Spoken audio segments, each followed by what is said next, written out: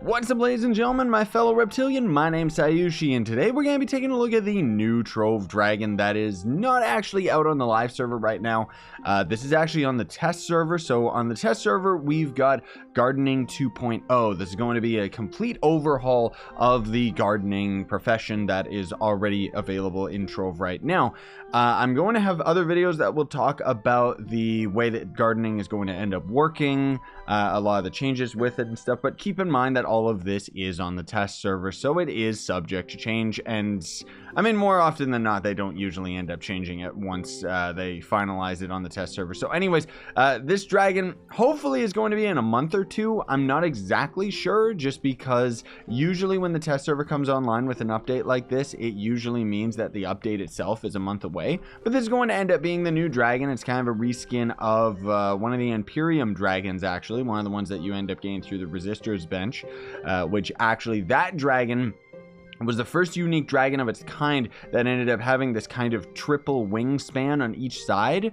But that dragon works as a mag rider. This one does not. And it's, you know, it's pretty cool. It's kind of like a Petallura Dragon 2.0 or something like that. Just a beefed up version of it with a lot of really nice, you know, shading and stuff like that in the wings and everything like that. How you end up getting the fragments for this dragon are going to be from gardening. So as you end up planting plants and stuff like that, this is going to be Gardening 2.0, keep in mind. You're going to end up harvesting those plants over the course of a couple days, and when you harvest the plants, you have a chance of actually getting a fragment. There's also going to end up being these bauble pods, which I actually have right now.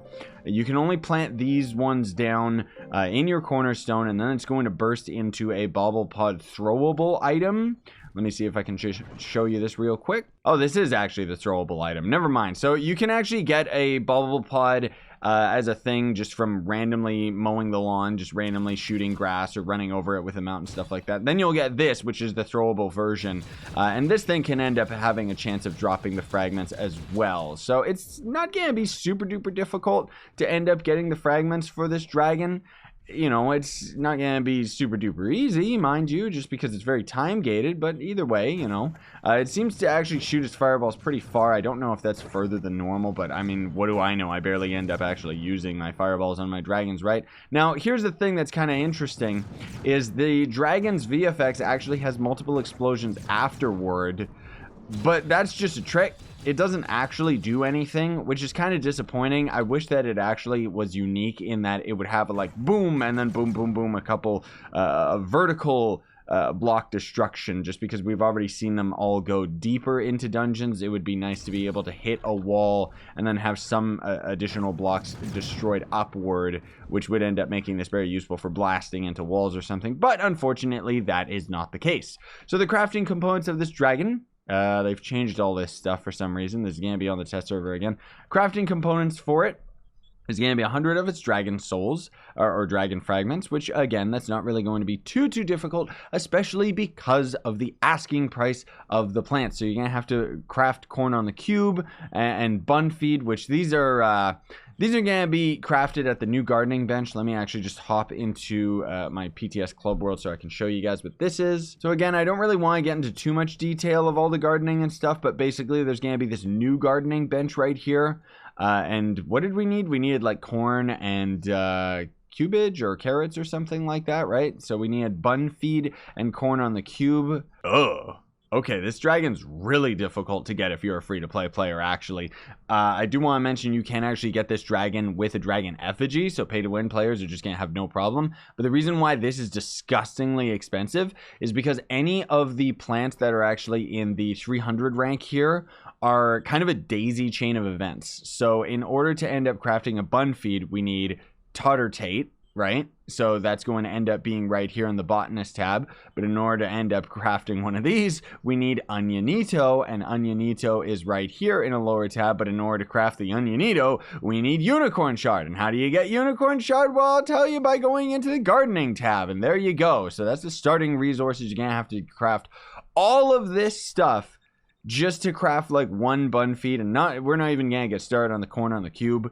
That is insane, dude, especially considering they want 75 bun feed and 150 corn on the cube. It's not going to be that bad to end up getting this stuff once you end up actually planting the seed, because when you end up planting a seed, of course, it's going to end up yielding a lot more of the plant in question than it will if you would end up, like, it's not just as simple as you craft 1 for a 1 ratio or anything like that. You're going to craft 1 corn on the cube, and that thing is going to give you, I don't know, like maybe 7 or 8 by the time it ends up fully completing. But I actually seem to have a few of these. The other option is that you can end up getting the seeds or just the plants themselves, I think, out of the harvesting station compost boxes right here. So these can end up containing plants and seeds and stuff like that. So I'm not 100% sure on you know, the other means that you can end up getting the plant seeds, but either way, it's going to be a very expensive dragon, not to mention the 25,000 flux and the dragon coins on top of it. So is it worth it? I don't know, honestly. Even as a free-to-play player, I'd recommend you try to go for a Dragon Effigy if you can, but unfortunately those packs are extremely expensive, real-life money or credit pouches. But either way, this is going to end up being a dragon that is going to give you 8 to your max energy, not magic energy, 8 plus 8 to your max energy, plus 5 jump. So that's actually a useful stat. The max energy I don't really care for. That doesn't really make much of a difference. 1,000 extra health, which again doesn't really make a difference for endgame players. But then there's going to be 50 more magic find being added to the game. So that's just even more magic find, right? Either way, it's a pretty cool dragon, albeit fairly expensive, more expensive than I thought it would be.